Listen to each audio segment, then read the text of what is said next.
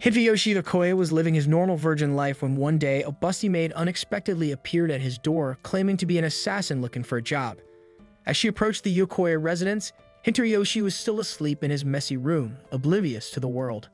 However, the doorbell woke him up, and sluggishly he made his way downstairs, checking the entry camera to see who it was. Outside stood a beautiful woman, apologizing for the intrusion and expressing her desire to be hired as the household's maid.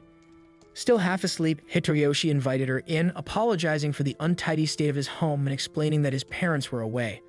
As he made his way to the kitchen to grab a drink, it suddenly dawned on him that he had just let a complete stranger into his house without thinking. Growing suspicious, he tried to maintain a polite demeanor while keeping a close eye on her, wondering if she was trying to sell something or involved in something shady. To buy time, he asked if she had experience working as a maid. The woman responded that she had, but her previous jobs were a bit different.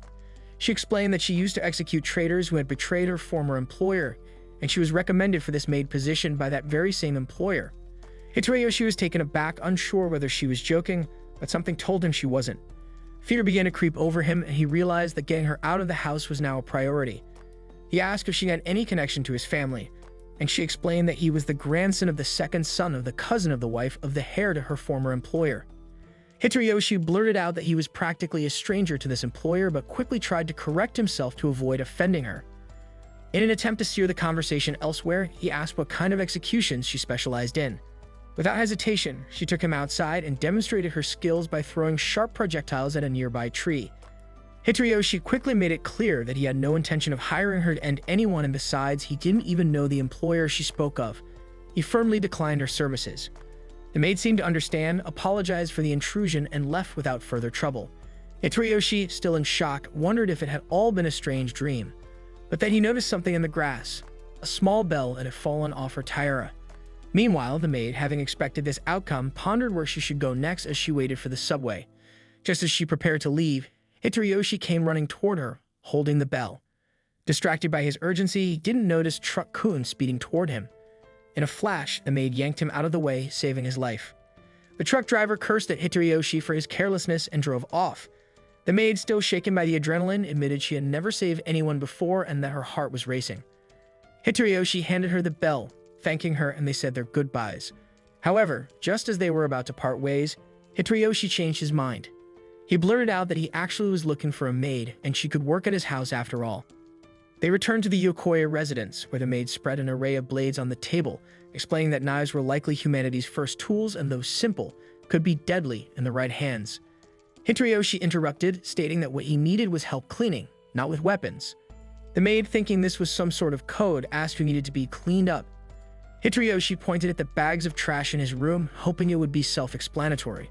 She, however, misinterpreted, thinking someone was stuffed inside one of the bags. Exasperated, Hitoyoshi clarified that he needed help with actual cleaning, like sweeping and mopping the floors. The maid asked if she'd be hired if she did the job, and once that was settled, it became apparent that she had no idea how to use a mop or bucket. What followed was a series of calamities. She spilled water everywhere, slipped, and ended up with a bucket stuck on her head. Hitoyoshi, seeing the disaster unfold, removed the bucket from her head and apologized, saying it was his fault for asking her to do something she wasn't used to. He then offered to help her clean together. By late afternoon, the house was spotless, and the two shared a moment of relief. Hitoyoshi thanked the maid, who looked awkward, clearly not used to receiving praise. He realized it was getting late and neither of them had eaten, having been so focused on cleaning. He asked if she could cook, but her silence answered that question. Reassuring her, he told her he had the perfect meal in mind and suggested she take a bath while he prepared it. In the bathroom, the maid reflected on how strange it felt to be thanked for her work. Meanwhile, Hitoyoshi, back in the living room, pondered the oddity of his summer vacation. With his parents away, he had somehow ended up with an assassin maid who couldn't clean or cook, but he was also concerned about another possibility. What if she walked out of the bathroom wearing just a towel? However, when she emerged from the bathroom, she was fully dressed, shattering his expectations.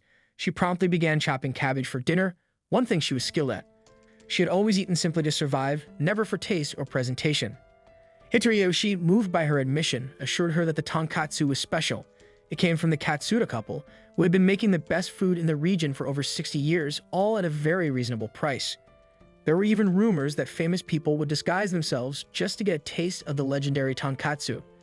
Despite Hitoyoshi's convincing pitch, the maid remained unimpressed, showing little to no excitement, which left him feeling slightly frustrated. But, accepting that this was just her way, he decided to let the food speak for itself. Seizing the moment, Hitoyoshi asked for her name.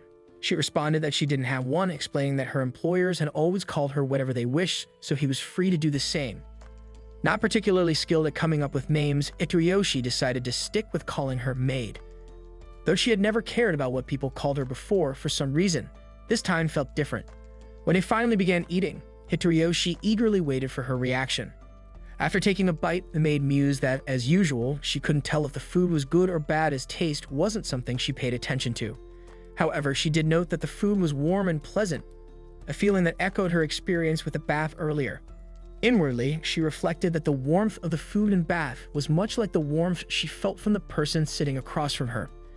Hitoyoshi then pointed out where she'd be staying and assured her that everything was set up. The maid was surprised to hear that he had prepared a room just for her, and it triggered a memory from her past.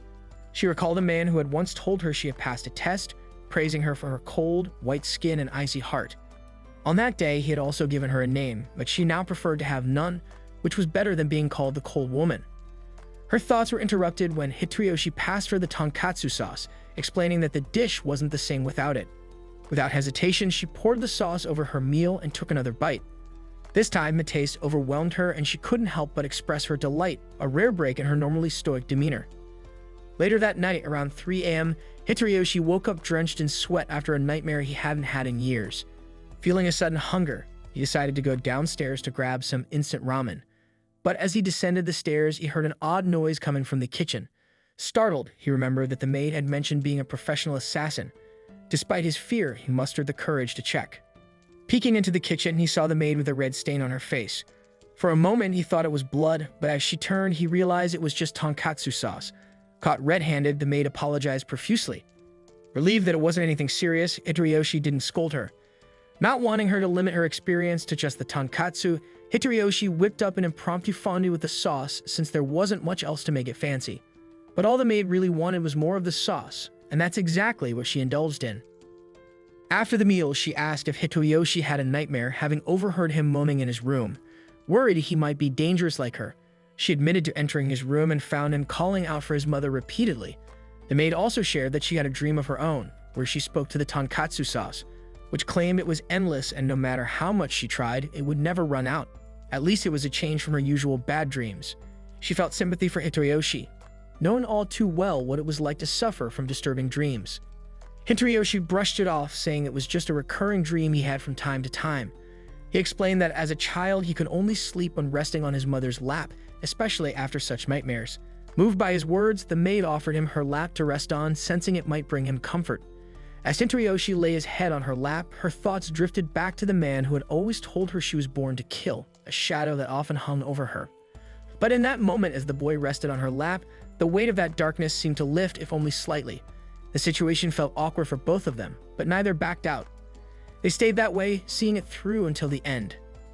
She then questioned why her heart had raced when she saved Hitoyoshi, unlike the times when she had sent others to their deaths. She couldn't understand why her body had moved instinctively to protect him. The next morning, she slashed through the trash before bagging it.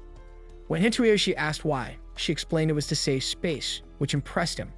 Suddenly, they discovered a small dog abandoned in front of the house, accompanied by a note from a broke man, mistaking Hitoyoshi for someone wealthy, thinking he would take care of it. Though reluctant, Hitoyoshi didn't want the dog to end up an orphan like you. However, the maid, following her master's teachings, thought differently. She pointed out that saving the dog out of sympathy would weaken its natural survival instincts. She asked if Hitoyoshi was ready to take responsibility for the dog, but he brushed off her concerns, stating that just as she had saved him, he was saving the dog, not out of sympathy but instinct. His words stirred something in her, and when he mentioned how he, too, knew the feeling of abandonment, she was moved. He took the dog in, quickly becoming attached to it, while the maid kept her distance, treating the dog like a plague. Hitoyoshi tried to encourage her to pet the dog, but she slid away and he realized that she was actually afraid of dogs. Embarrassed, the maid began shaking, which Hitoyoshi found endearing. She explained that during her assassin training, she had been left alone in the mountains with wild, vicious dogs. Understanding her trauma, Hitoyoshi acknowledged it was unfortunate that she couldn't help with the dog, but his words made the maid feel disappointed in herself. Determined, the maid asked to hold the dog, but when she finally did, her fear made her tremble. Hitoyoshi asked what specifically scared her, and she pointed to its claws, teeth, and eyes, which she found terrifying. Hitoyoshi, on the other hand, joked that the dog looked more like a mochi to him, a concept the maid didn't quite understand. Suddenly, the puppy nibbled her finger, causing her to panic and almost throw the dog. After calming down, they noticed the dog nibbling on Hitoyoshi's hand as well. Upon checking its teeth, they realized it was teething and decided to take it to the vet. While at the animal hospital, the maid impressed Hitoyoshi by going out to buy dog supplies. On a walk later that day, the maid opened up to Hitoyoshi, admitting she had never met someone as kind as him. Her previous masters had been cold and unforgiving, only caring about her completing tasks and tolerating no failures. Hitoyoshi, by contrast, was gentle with her despite her many mistakes. She expressed her desire to stay by his side, in a world so different from her past, filled with warmth instead of the cold world of survival through assassination. After hearing her out, Hitoyoshi gently pointed out that what she truly wanted was to leave her life as an assassin behind and become an ordinary girl, something she had never considered before. Until now, all she had known was ending people, but with her new master, she found hope. Hitoyoshi confessed that at first he had been afraid of her, but now he saw her as a good kid. Hearing that made the maid think of her past, and she asked Hitoyoshi to help her learn how to be a normal girl. Though he doesn't know much about girly things, Hitoyoshi encourages her to learn how to accept mistakes and not be too hard on herself. The next morning, the maid is practicing how to cut cabbage, determined to make okonomiyaki, wanting to pair it with her favorite sauce. Suddenly, the dog appears out of nowhere by her legs, startling her. She's surprised that a normal dog could sneak up on her, an assassin. But when the dog's stomach growls, she realizes it's hungry and feeds it some food. While the dog is eating, she tentatively reaches out to pet it, but stops when Hitoyoshi enters. He starts gently stroking the fluffy dog, and after feeling its round belly, he decides to name it Mochi. He praises the maid for feeding the dog and for chopping the cabbage, giving her a twirl in celebration. This makes her cling to him, slightly embarrassed yet pleased. Mochi, full of energy, starts playfully humping and pegging for attention, but Hitoyoshi explains that he can't play right now since he needs to prepare dinner.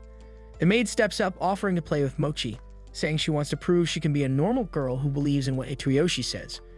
Hearing this, Hitoyoshi tells her that he believes in her too, boosting her confidence. With newfound determination, she starts petting the dog, and with every touch, she feels herself warming up to it. Eventually, she's giving Mochi belly rubs and touching its paws. She realizes that just as Hitoyoshi had grown to trust her, she was beginning to trust the dog. At dinner, after tasting the saucy okonomiyaki, she lets out an involuntary happy sound. When Hitoyoshi offers her another serving, she tries to decline, but her excited body language betrays her true feelings. Sensing her hesitation, Hitoyoshi reassures her that it's okay to ask for something if she wants it. Taking this opportunity, she nervously asks him for a name of her own. Hitoyoshi ponders for a moment, asking her about her birth date. While she doesn't know the exact day, she recalls it being during the winter. With that in mind, Hitoyoshi comes up with the name Yuki, meaning snow. The name reminds her of her old master, who called her cold-blooded, but Hitoyoshi sees snow differently. To him, snow is beautiful, like a blanket that protects seeds from the cold, allowing them to bloom into vibrant flowers. Hearing his comforting words and seeing his gentle expression, Yuki starts to understand that life with Hitoyoshi is warmer and more beautiful than anything she's ever known. She realizes that as long as she stays by his side, she might one day learn what it's like to live a normal life. With deep gratitude, Yuki thanks Hitoyoshi for giving her a name, her smile breaking through shyly. Seeing her genuine smile for the first time, Hitoyoshi feels a wave of happiness, glad that she's finally able to express herself freely. One day, as Yuki plays with Mochi, Hitoyoshi drops by with a favorite ask. When she asks what it is, he confesses he wants to get his ear pierced, and he's hoping Yuki, who already has piercings, can help him poke a hole in his ear. She agrees, but as soon as she brings the blade close, she hesitates, pulling back at the thought of hurting her own master. Just then, the doorbell rings. When Yuki answers it, she finds a girl standing there, asking for her brother. Yuki realizes this is Hitoyoshi's younger sister, Riko, who bursts in excitedly. Once inside, Riko teases her brother, surprised that her loser virgin brother could hire a maid as attractive as Yuki. She demands to know why he never mentioned this at family gatherings. But Hitoyoshi awkwardly explains that he was worried their mother would freak out, and although their dad approved of him getting a maid, he had no idea she was so striking. Riko isn't buying it and berates him for hiding the truth. Curious, Yuki asks why the siblings live separately, but Riko ignores the question and instead gushes over Yuki's beauty, which Hitoyoshi explains is because Riko adores beautiful people and has no tolerance for ugly men like her brother. Riko quickly turns her attention to Yuki's backstory and learns that Hitoyoshi was the one who gave Yuki her name. Shocked, Riko watches as Yuki starts telling her origin story, explaining how she was once a nameless assassin until Hitoyoshi named her. Riko has a brief moment of disbelief, but then enthusiastically asks Yuki to autograph her notebook. Yuki obliges, but her signature ends up looking more like squiggly worms than letters. She defends herself, explaining that while she can speak 12 languages thanks to her assassin days, she's never actually studied calligraphy. Riko is unfazed and gets the idea to make Yuki her summer research project. Hitoyoshi objects, but Riko insists that Yuki is perfect for her project, wanting to show her assassin side. Despite his protests, she reassures him that she'll make it seem like Yuki is just a regular maid with a mysterious aura. They head to the backyard where Yuki demonstrates her skills by throwing a blade straight at an apple placed on Riko's head, narrowly avoiding giving Hitoyoshi a heart attack. Riko, fascinated, asks how many knives Yuki carries and where she hides them. Yuki reveals she has 5, but as she's about to show the one strapped to her thigh, Hitoyoshi quickly intervenes, stopping her from letting Yuguners from seeing her treasure. Later, as Riko bombards Yuki with more random questions, her stomach growls. When she asks if Yuki has a special dish, Yuki responds by chopping up a pile of cabbages with impressive skill and serves them plain on a plate, much to Riko's delight. They decide to head to McDonald's afterward, and there they notice a poster for a fireworks festival. Hitoyoshi mentions that the festival is famous for its tonkatsu sauce, which immediately gets Yuki's attention, so they decide to check it out. At the festival, Riko eagerly drags Yuki to a shooting game booth. Despite her enthusiasm, Riko struggles and misses every shot. Yuki takes her turn with confidence but misses as well, admitting that shooting has never been her strong suit. They move on to a goldfish catching game, where Yuki channels her inner focus, managing to scoop up plenty of fish. Impressed, Riko asks Yuki to teach her, and Yuki patiently shares her technique. The game attendant, observing Yuki's helpfulness, compliments her as a good sister. Afterward, they buy the good stuff, which Yuki has been excited to try. The taste is so delicious it nearly overwhelms her, and she devours it like how I devoured your mom last night. The clerk, amused by her reaction, gives her extra for free, which leaves her temporarily speechless. Riko then heads off to buy some drinks. Hitoyoshi tries to follow, but Riko assures him she'll be fine on her own. While waiting, Hitoyoshi asks Yuki if she has any festival memories. But Yuki recounts a mission from her assassin days where instead of enjoying herself, she had to eliminate a target during a festival, stabbing him in the back as they watched fireworks together. Hitoyoshi is left speechless. But before he can respond, the fireworks begin. Yuki gazes at them in awe, captivated by their beauty. Riko then returns with drinks, declaring that summer festivals are the best, and Yuki smiles in agreement. On their way home, Riko jokingly scolds Yuki for eating so much sauce, warning her that she might get as big as your mom. Suddenly, they hear someone shout about a robbery, and a motorbike whizzes by, nearly hitting Yuki. Acting swiftly, Yuki pulls Riko out of harm's way, and Riko, flustered, reacts to being saved like a princess. Hitoyoshi, however, is annoyed at the spilled sauce, muttering that the robber deserves to meet his fate. Yuki takes his words literally and charges off after the thief. Seeing her in action, Riko follows along, eager to witness Yuki take action. As Yuki leaps across rooftops, Riko and Hitoyoshi chase her, eventually taking a shortcut to catch up. Where they finally spot the thief, Yuki gracefully throws a knife at his tires, stopping him in his tracks. As she approaches him with a fierce look, Hitoyoshi quickly shouts for her to stop.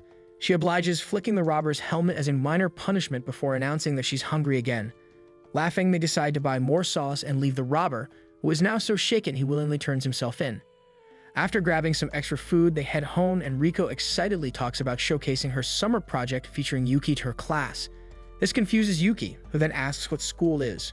Riko explains it as an amazing place for learning, but is interrupted by a text from her mom saying she's made beef stew. Riko rushes off, and Yuki, noticing her eagerness, finds it endearing. The next day, Yuki tells Hitoyoshi she wants to experience school for herself.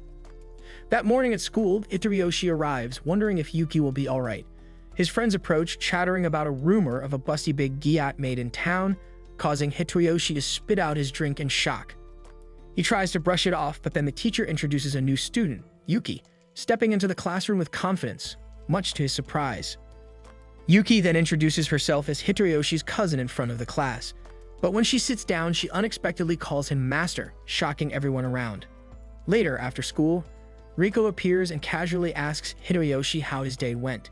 Stone-faced, he quickly deduces that Riko is behind this setup, and she enthusiastically celebrates her plan's success. On the way home, Riko talks up Yuki's skills, mentioning that before Yuki even enrolled, she mastered everything she needed to know about school in just 3 days. Hitoyoshi, still baffled, asks how Yuki suddenly became his cousin, conveniently in his class in school without him knowing. Riko explains that Yuki has a connection from her previous job as an assassin, which helped her get registered in the same class as him. Riko then suggested that Yuki pose as his cousin to make it easier to explain their interactions going forward. However, it was Riko's idea to keep this a secret, just to see Hitoyoshi's reaction. Hitoyoshi playfully smacks Riko on the head, but Yuki, concerned, asks if she's done something wrong. He quickly softens, reassuring her that he doesn't mind and hopes they can both enjoy their school life together. The next day, students rush out of class eager to grab some popular Katsuta bread from the cafeteria, which catches Yuki's interest. When Hitoyoshi asks what she'd like for lunch, she replies that she wants the Katsuta bread they've been talking about. However, he explains that it's rarer than your father coming home, and that she'll need to be quick to get one during lunch. He even draws her a map showing how their classroom is the farthest from the cafeteria.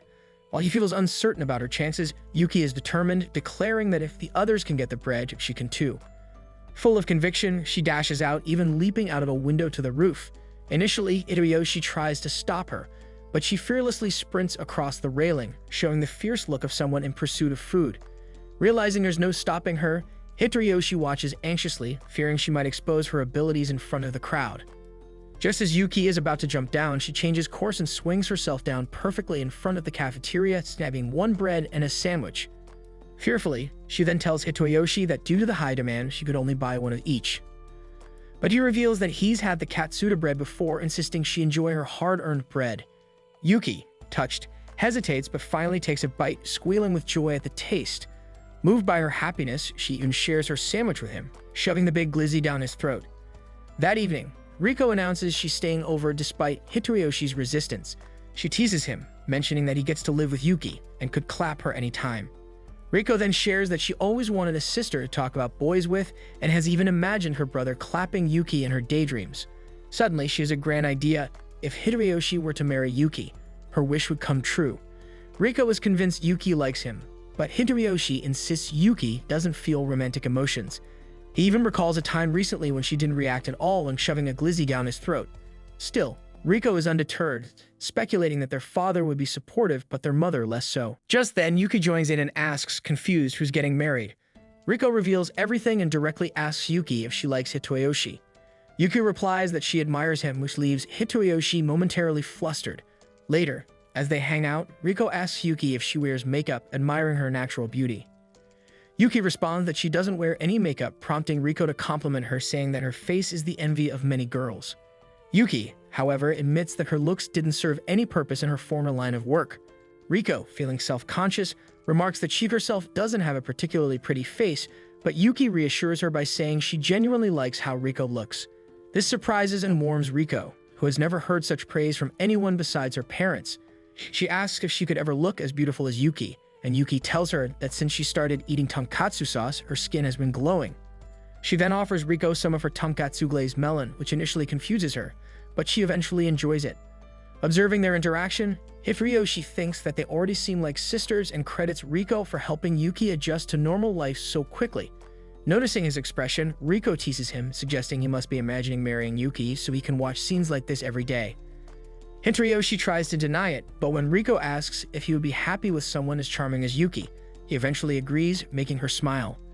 Meanwhile, the mysterious cat watches them from the bushes. The next day in class, the teacher is giving a lesson on how to cook the good stuff from Breaking Bad. However, he spots Hitoyoshi dozing off and tosses a piece of chalk his way. Without anyone noticing, Yuki slices the chalk mid-air, but in the process, accidentally blinds Hitoyoshi. Concerned, he heads to the infirmary, where he meets a beautiful, busty, big gag health teacher, Nida, a striking woman whose appearance seems right out an anime. After he explains his eye issue, she directs him to sit on the bed, and he's immediately on edge due to the strange vibe he senses. Nida then begins questioning him about Yuki, and when he mentions that Yuki is his cousin, she laughs, saying he doesn't look related to someone as gorgeous as Yuki. While examining him, she suddenly compliments his looks, calling him handsome, and locks the door, and her demeanor shifts. She leans in closer, playfully pushing him onto the bed and teasing him. But just as she's about to cross the line, Yuki bursts in, locking eyes with Nida in a fierce stare. Hitoyoshi, startled, scrambles over to Yuki for protection, but Nida brushes it off as a joke, saying he just looked cute like a hamster under pressure. Ignoring Nida's attempts to lure him back, Yuki firmly pulls Hitoyoshi out of the room and instructs him to stay away from Nida. Remembering Riko's words, Hitoyoshi wonders if Yuki might actually have feelings for him and be feeling a bit jealous. Frustrated, Nida dismisses them, saying his condition isn't serious. As Yuki escorts Hitoyoshi away, she quietly apologizes for her behavior and says she has something important to tell him, causing his heart to race. But instead of a confession, Yuki reveals that Nida is also an assassin, leaving him stunned. Meanwhile, in the infirmary, the lurking cat approaches Nida. The cat, it turns out, is delivering photographs of Hitoyoshi's home, which Nida begins plotting to destroy. Nida has always dreamed of one day settling down on a beach surrounded by tough, fit men, but before she can fulfill that wish, she must eliminate both Hitoyoshi and Yuki. Meanwhile, Hitoyoshi struggles to sleep as Yuki refuses to leave his side, worried that Nida, an unknown threat to them, might bang him at any moment. Hitoyoshi tells her he can't relax with her hovering so close if Yuki comes up with an idea.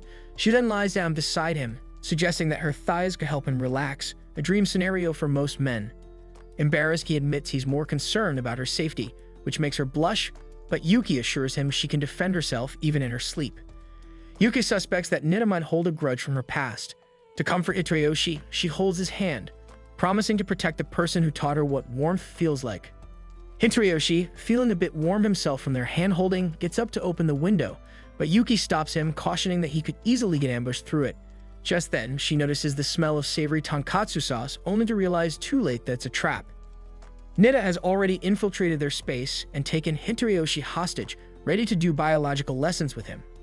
She then addresses Yuki by her true name, the White Wolf of the Dragon's 9 offsprings, and criticizes her for falling for such a simple trick. Yuki draws her knife, but Nida warns her that if she acts recklessly, she'll start by harming Hitoyoshi's eye. Yuki responds in Mandarin, threatening to feed Nida and her family to the dogs if she harms him, and this surprisingly unsettles Nida. Deciding to resolve things once and for all, Nida tells Yuki she'll be waiting at school for their duel, while she takes Hitoyoshi as her captive. After they leave, Yuki recalls her old master's words, that she is nothing more than a cold assassin with no hope for a happy ending. Yet determined to accept who she is, she steels herself to save Hitoyoshi at any cost, even if it means abandoning her peaceful life and returning to the shadows. Deep down, though, she longs for the warmth that Hitoyoshi has brought into her life. Meanwhile, Nida has tied up Hitoyoshi and, noticing his calmness, asks if he feels any resentment toward Yuki for getting him involved. Hitoyoshi admits that, though he's scared, he trusts Yuki, who promised to protect him. Curious about his lack of knowledge, he asks Nida about Ksu, a name she's mentioned before.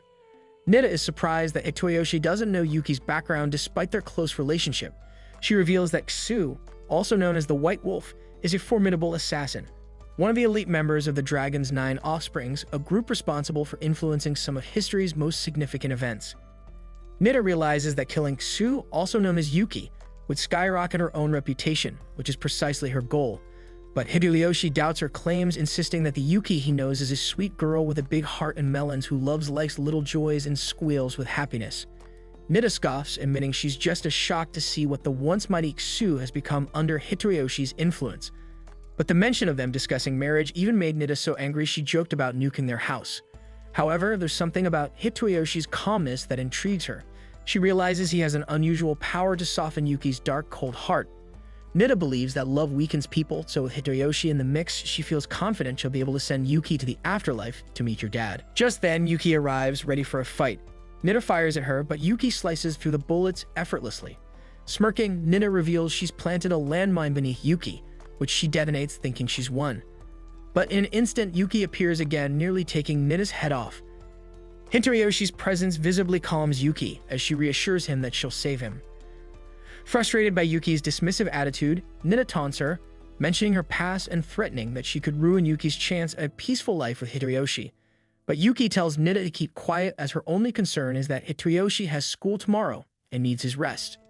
Enraged, Nida demands to know why Yuki can't talk about anything other than Hitoyoshi. Yuki begins chatting about her favorite things: friends, snacks, sauces, causing Nida's patience to snap. She reveals her hidden weapons, all aim at Hitoyoshi, threatening to shoot if he struggles. Yuki finally decides she's had enough and charges at Nida. As the guns fire, Yuki expertly throws a knife into the air and deflects each bullet with her smaller blades, protecting Hitoyoshi. Nida tries to activate her backup plan, but Yuki's thrown knife hits Nida's phone, destroying her setup. As Yuki closes in, Nida has a flash of memory of who Sue really is. Desperate, Nida points a gun at Hitoyoshi, but Yuki intercepts and kicks her down.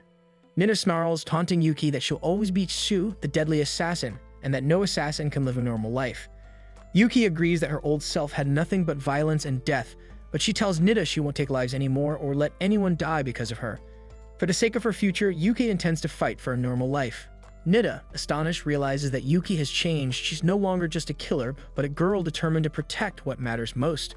Nida smiles and laughs, finally understanding that she never had a chance against Yuki's resolve.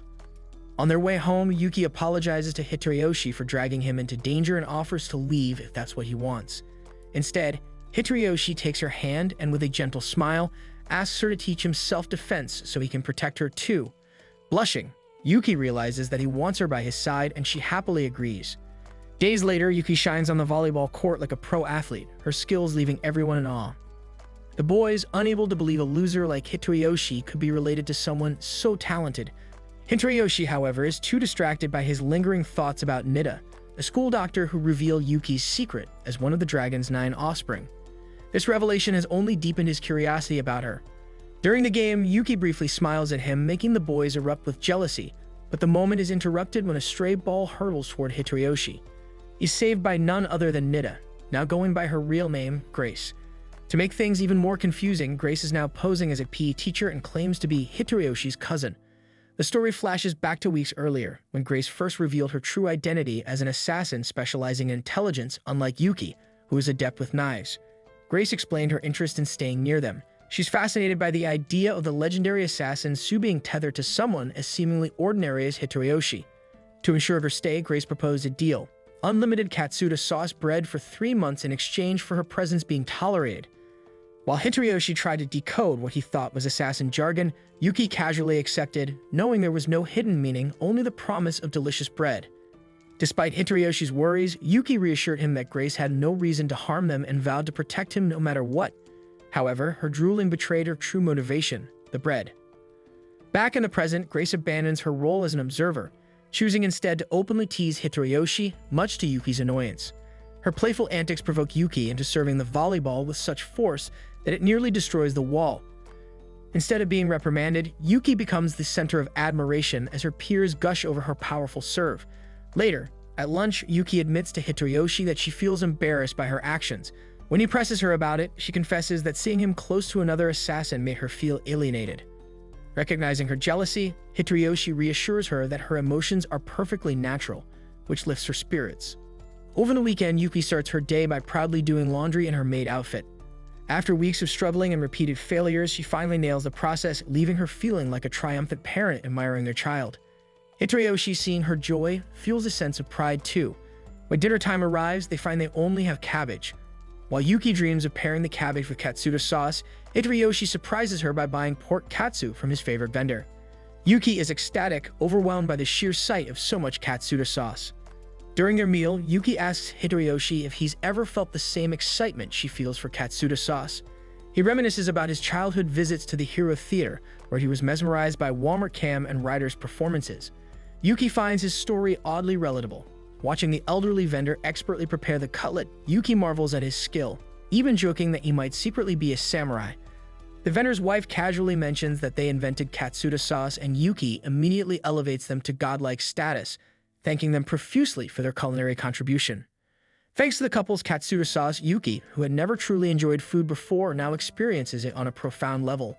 Smiling warmly, she thanks them wholeheartedly for bringing happiness into her life. The grandma, touched by her gratitude, explains that the reason Yuki enjoys the sauce so much is because it carries the warmth of happiness.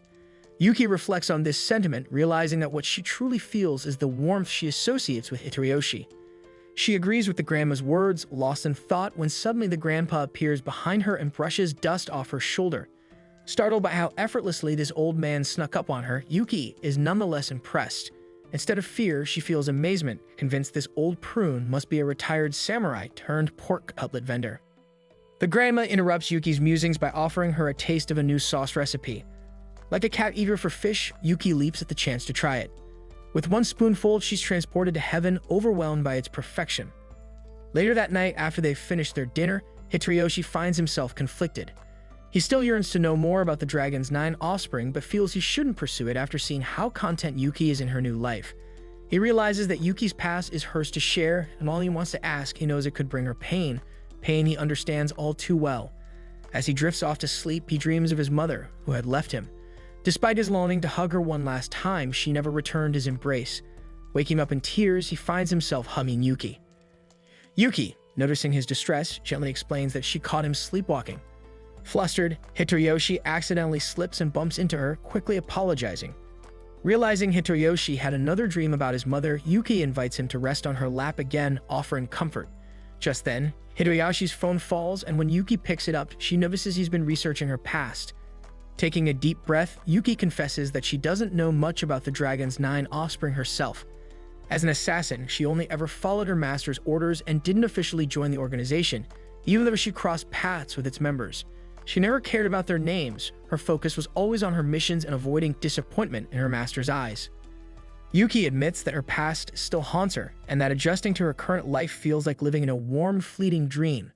But whenever she looks at Hitoyoshi, she remembers what she truly desires: to be a normal girl. Hitoyoshi, moved by her honesty, tells her he feels the same. After what happened with Grace, he's been yearning to understand her better and help her achieve her goal. Yuki smiles warmly at him, making Hitoyoshi blush. Encouraged by his sincerity, Yuki agrees to share more about herself. She reveals that the reason she likes letting him rest on her lap is because the first time it happened, she felt for the first time that she was genuinely helping someone. She assures him that anytime he has nightmares, her lap will always be there to comfort him. Touched by her words, Hitoyoshi confesses that his dream wasn't actually a nightmare. Instead, it was hopeful. He saw Yuki, feeling the warmth that had been missing in his life since his mother left. Like any other day, Yuki begins her morning by waking up, getting dressed, and diving into her usual chores. She feels a small sense of accomplishment as she completes the laundry, remembering how much she struggled with it initially. Afterward, she washes the dishes, plays with her dog, and continues with her day. In the afternoon, Yuki heads to the market to shop for groceries. As she walks, she can't help but notice the lingering stares from the men she passes.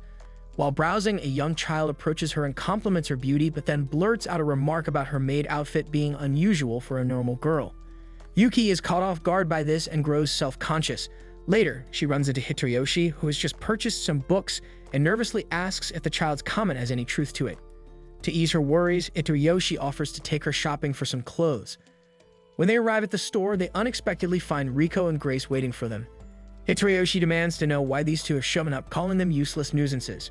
Riko explains she came along to help her brother pick clothes, while Grace smugly reveals she hacked his phone to track his location, eager to see Yuki in some new outfits.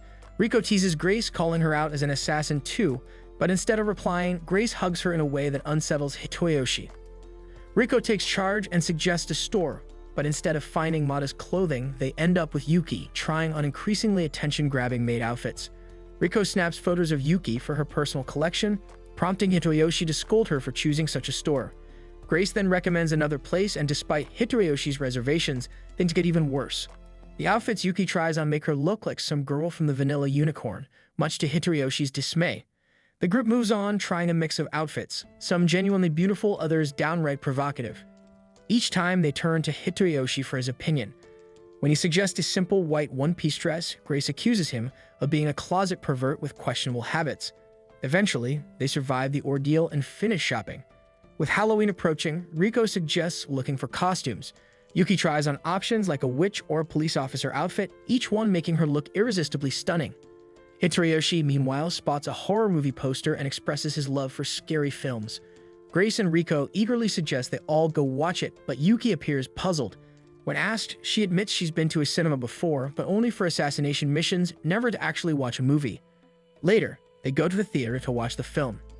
Despite Yuki's past as a world-class assassin who ended lives without hesitation, the sight of zombies terrifies her. After the movie, Hitoyoshi tries to comfort her, reminding her that her assassin skills would make short work of any zombie threat. Yuki, still uneasy from the zombie movie, vents her disgust to Hitoyoshi about the idea of rotting corpses walking around. She grumbles that their clapped mouths desperately need a tic-tac. Hitoyoshi, observing her, realizes that Yuki views everything through the lens of her past life as an assassin. Afterward, they buy some crepes and enjoy them together.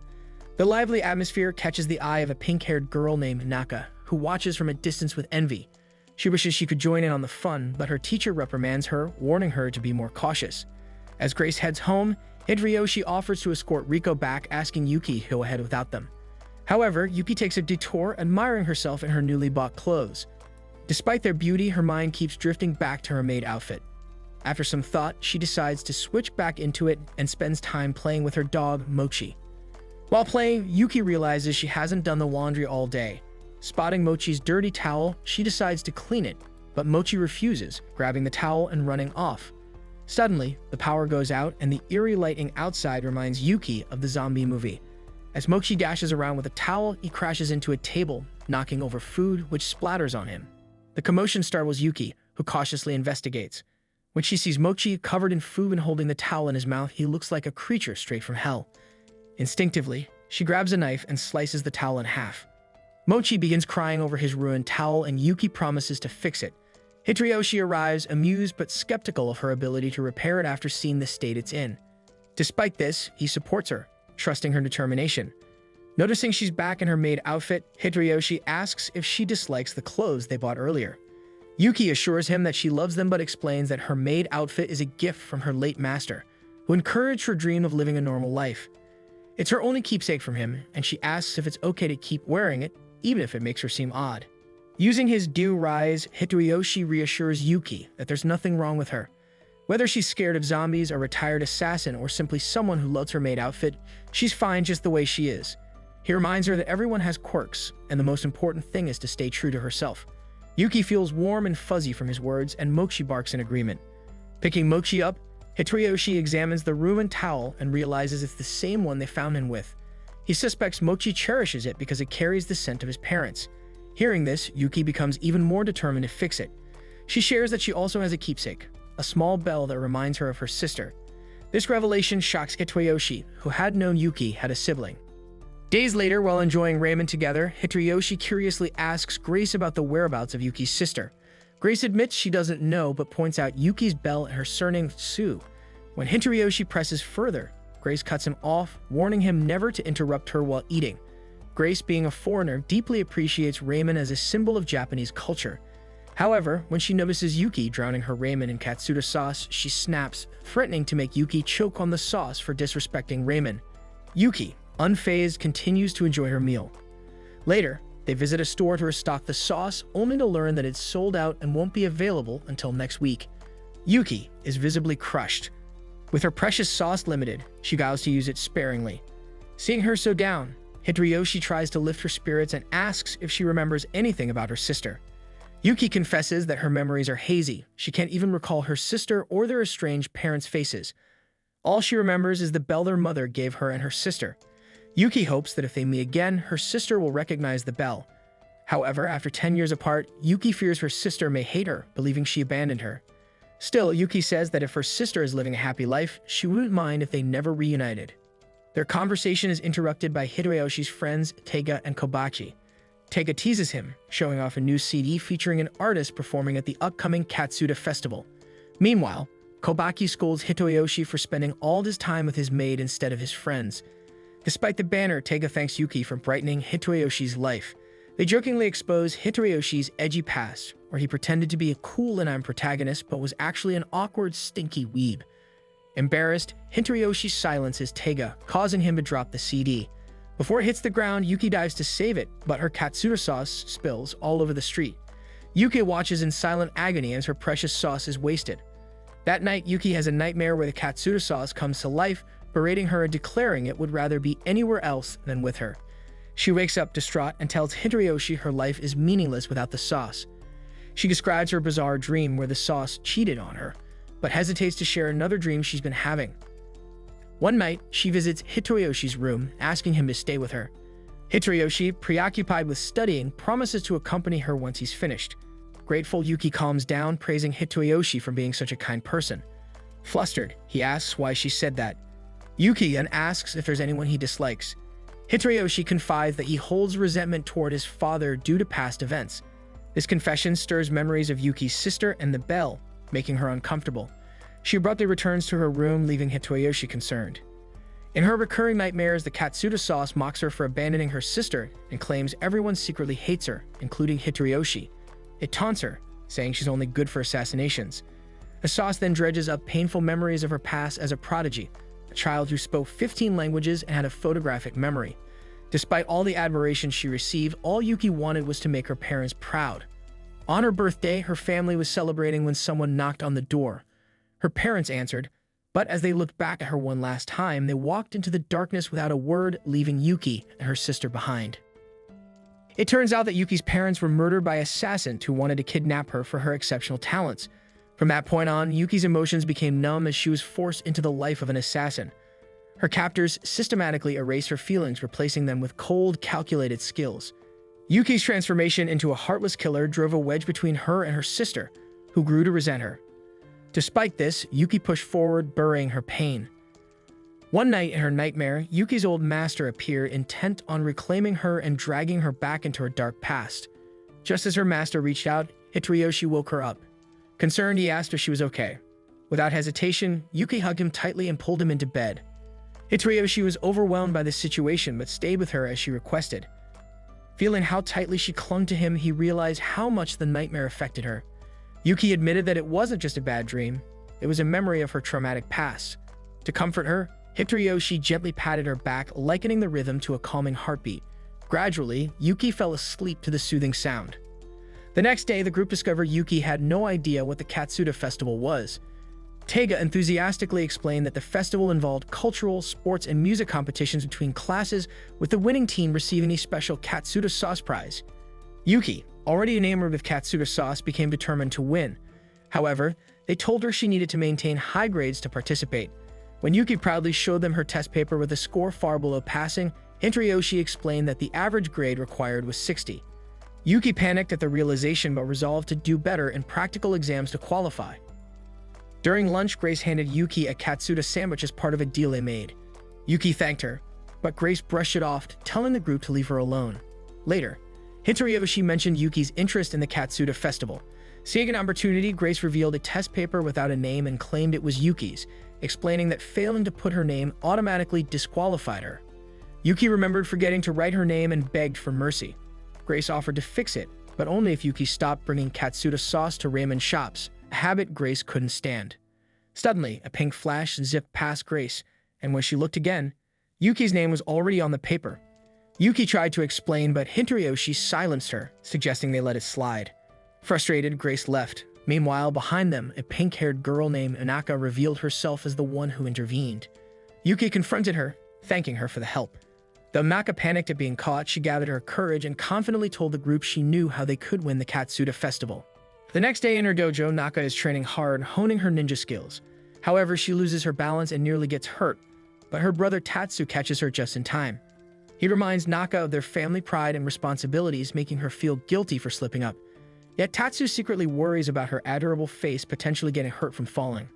Meanwhile, the school festival kicks off and the class competition is revealed, a game of cops and robbers. Tatsu is assigned the role of the cop, while all the other students will play as robbers. Suspicious of Yuki, who claims to be Hitoyoshi's cousin, the students suspect she's hiding something. Tatsu, wary of her mysterious nature, believes she could be a threat to his family and decides to keep a close eye on her. Hitoyoshi's class decides to run an animal cafe as their festival theme. Backstage, Naka confides in Hitoyoshi about her struggles and how much she wants to prove herself by winning against Tatsu in the cops and robbers game. However, she admits to feeling intimidated by Yuki's presence. Hitoyoshi reassures her that they'll do well. Just then, a figure in a giant bottle-shaped catsuit enters, startling everyone, only for them to realize it's Taiga in costume. Confident in his ability to win the game with Yuki and Naka on his team, Taiga brushes off any doubts about Naka, who insists that she's a fast runner. Yuki rallies the team, assuring them they can beat the formidable Tatsu together. Unbeknownst to them, Tatsu is secretly listening in on their conversation from the cafe. Hearing Yuki motivate his sister fuels his anger. Later, as they finalize their plans, Taiga declares that he'll win the game in his bottle costume, hoping to gain fame as a mascot on live TV. This reminds Hitoyoshi of the event's media coverage, and he worries about Yuki being shown on camera. Before he can ask her, Riko and Kobaki interrupt. Riko gets upset about missing Yuki in a bunny costume for the cafe but gathers her courage to ask Yuki if she has friends. Panicking, she changes her question to invite Yuki to be her friend instead. Yuki warmly agrees, nearly causing Naka to burst with excitement. Hitoyoshi invites them to explore the festival together, but Naka excuses herself to investigate something. Feeling happy about her new friendship with Yuki, she reassures herself that she'll remain loyal even knowing Yuki's true nature. Naka sneaks off ninja style to overhear the game rules, only to discover something alarming. When the game begins, the commentator introduces Naka, who is met with cheers for her beauty. The rules are explained. Tatsu, as the cop, must capture all the robbers within 15 minutes, while the robbers win by either escaping his reach or freeing their captured teammates. Naka announces a twist. Each class must wear their themed costumes, leaving Yuki's team in animal outfits. Apologizing for the inconvenience, Nika promises to have Yuki's back, and Yuki reassures her that they'll defeat Tatsu. Yuki reluctantly dons her wolf costume, and Hitoyoshi ensures it obscures her face from the cameras. Tatsu, however, immediately spots the wolf costume and realizes it's Yuki. His anger grows as he blames her for distracting Naka earlier. As the game starts, Tatsu tears through the field, capturing robbers with ease and sending them to his makeshift prison. Only the animal trio, Teiga, Yuki, and Naka, remain. Teiga confidently taunts Tatsu, is quickly subdued and thrown into the prison. With only Yuki left, Tatsu focuses all his attention on her. Closing in, he grabs her, ready to throw her into his prison. As Yuki clings to avoid being thrown by Tatsu, her grip strength keeping her grounded, Naka watches in panic, unsure of how to help. Then, recalling their newfound friendship, Naka gathers her courage. Determined to protect Yuki, she uses her ninja skills to deploy smoke bombs and cleverly switches places with her. Before Tatsu realizes it, he has accidentally flung his own sister into the air. Watching Naka's dramatic fall into prison, Tatsu is left in disbelief, torn between regret and frustration. Now the sole player left, Yuki remembers Naka's selfless act. Inspired, she reflects on what Hitoyoshi once told her: friends are the family you meet along the way. Hitoyoshi had confided that he was once at his lowest, ready to give up on life, but the support of Teiga and Kobaki gave him a second chance. Yuki resolves to honor Naka's sacrifice and help her new friend just as Hitoyoshi's friends once helped him. While Tatsu agonizes over his mistake, Yuki devises her next move. Determined to avoid the cameras and outwit Tatsu, she engages him in a high-stakes struggle. The clash turns chaotic, with their movements creating a whirlwind of energy. During the scuffle, Tatsu accuses Yuki of pretending to care about Naka, claiming she couldn't possibly understand the pain his sister has endured. Stung by the accusation, Yuki throws Tatsu to the ground, breaking free and sprinting toward Naka's prison. Grasping Naka's hand, Yuki sincerely tells her, "I think I understand you a little better now. Can we still be friends?" Naka, overwhelmed with emotion, barely manages to nod before the game whistle blows. As the whistle signals the end of the match, Tatsu assumes his team has won. However, Riko points out that both Yuki and Naka are in prison at the whistle, meaning Tatsu technically wins. Yuki, confused and disappointed by the outcome, feels her efforts were in vain. The commentators and TV crew, however, are enthralled by her performance and insist on interviewing her. Realizing the danger this poses, Naka quickly creates another smokescreen. In the confusion, Teiga swaps into Yuki's wolf costume while Yuki sneaks into Teiga's bobble suit. With Hitoyoshi and the others' help, Yuki escapes unnoticed. Later, as Tatsu tells Naka it's time to go home, he warns Yuki to stay away from his sister. While Yuki remains confused by Tatsu's hostility, she promises Naka that she looks forward to seeing her again at school. The two share a genuine moment of joy, their friendship deepening despite the day's chaos. That night, Hitoyoshi finds Yuki alone on the rooftop, gazing at the sky. When he asks if she's upset about losing, she admits she was at first, but now all she feels is a fluttering in her chest. Hitoyoshi explains it's excitement, and Yuki realizes she's experiencing joy, something foreign to her assassin past. She confesses she doesn't want the festival to end. Hitoyoshi reassures her there will be another one next year, where they can challenge Tatsu again. This thought fills Yuki with hope. For the first time, she realizes that unlike her old life, where tomorrow was uncertain, her new life lets her savor the little things and look forward to what's to come.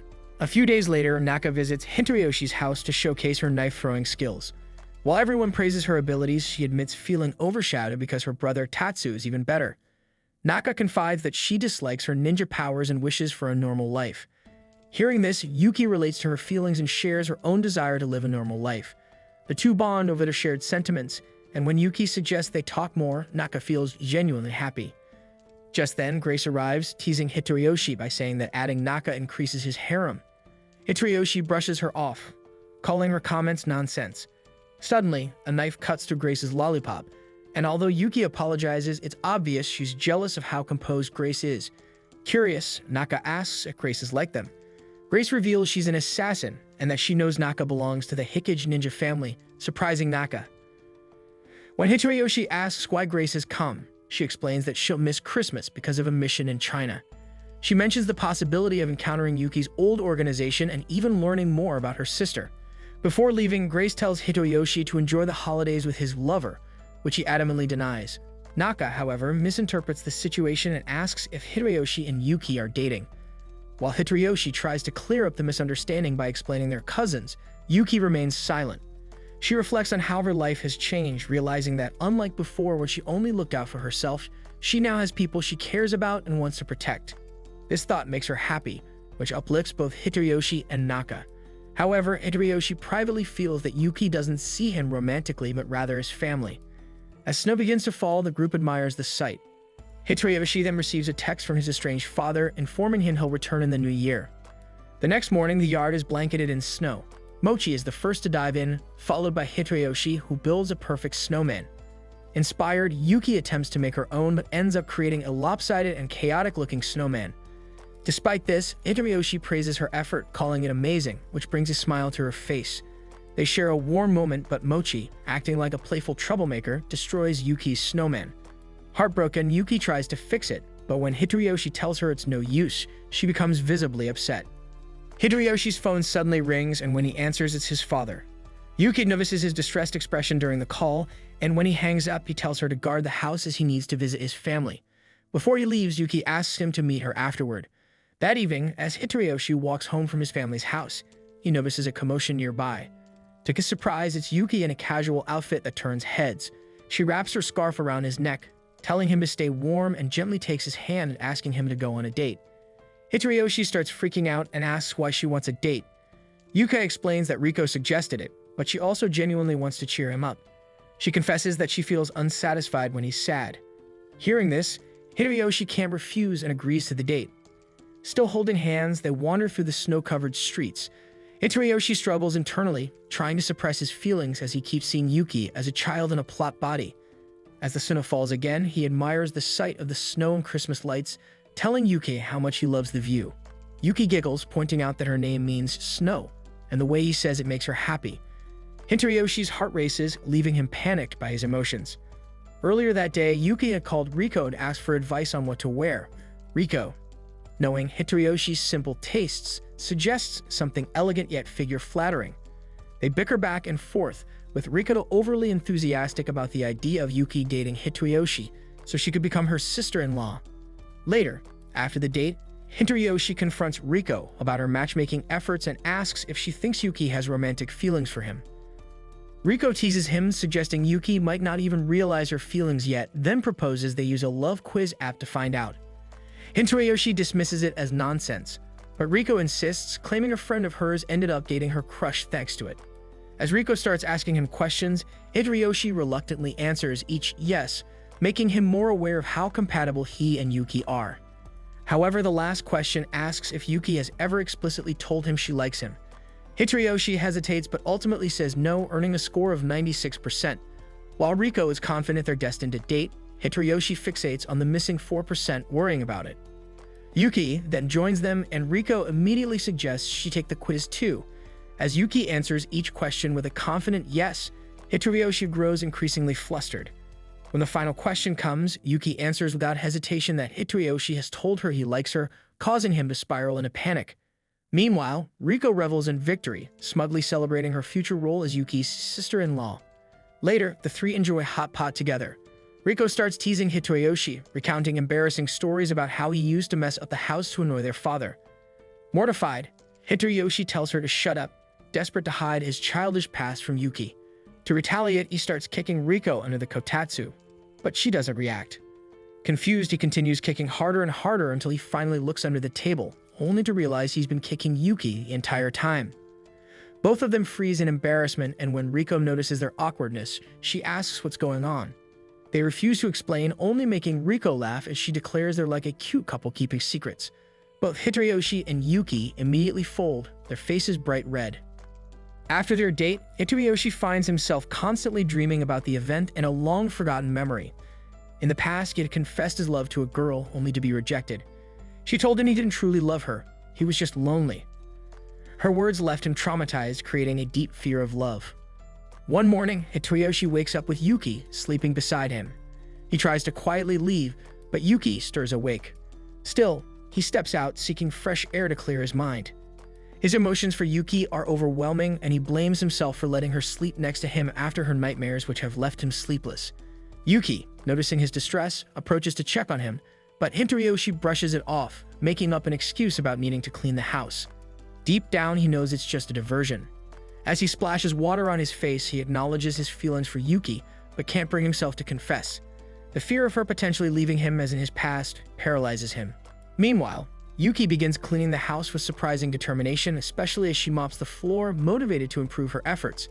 However, Mochi, their mischievous pet, seizes the moment to cause trouble, making Yuki accidentally spill water on herself. Embarrassed, she apologizes, but Hitoyoshi realizes Mochi is the real culprit and scolds him.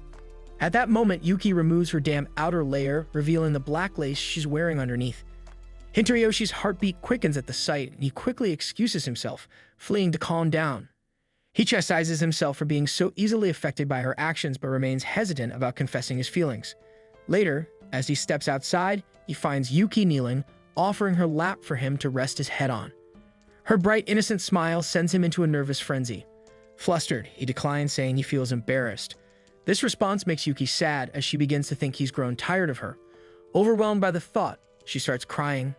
Yuki, unfamiliar with the sensation of tears, becomes even more confused as she struggles to stop. Hitoyoshi, feeling a pang of guilt, awkwardly changes the subject and suggests she take a bath to avoid catching a cold. Yuki obliges, but Hitoyoshi knows he handled the situation poorly. Over the following days, Yuki begins crying over the smallest things: dogs, fighting cats, even leaves fallen from trees. Each instance leaves Hitoyoshi unsure how to console her. Despite her emotional state, Yuki continues to sleep beside Hitoyoshi at night, preventing him from getting any rest. This routine carries on until New Year's Day. That morning, Yuki searches for Hitoyoshi, only to find a note saying he stepped out for a bit. Deciding to walk Mochi and do some shopping, she discovers the local market is closed for the holiday. Venturing into a supermarket for the first time, Yuki feels out of her depth, unsure of what to do in the unfamiliar environment. A kind butcher offers her some roast beef, and she gratefully buys it, planning to prepare it for dinner. At home, Yuki finds Hitoyoshi in the kitchen, making okonomiyaki. He surprises her with some roast beef he had bought earlier, not realizing she had already brought some home. Overwhelmed by the abundance of roast beef, Yuki bursts into tears.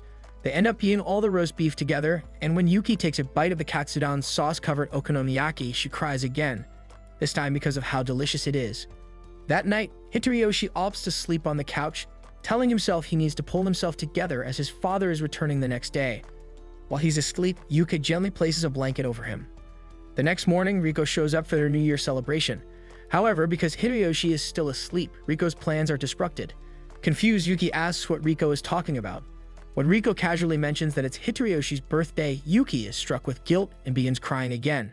Riko, shocked by her reaction, tries to console her but struggles as she has never seen Yuki cry before. Yuki mutters that her eyes must be broken, deciding it's better to stay home. Riko understands and leaves. Later, Yuki notices Hitoyoshi's phone buzzing and sees a text from Naka inviting them to visit the shrine. Yuki, wanting to step out, decides to go without him.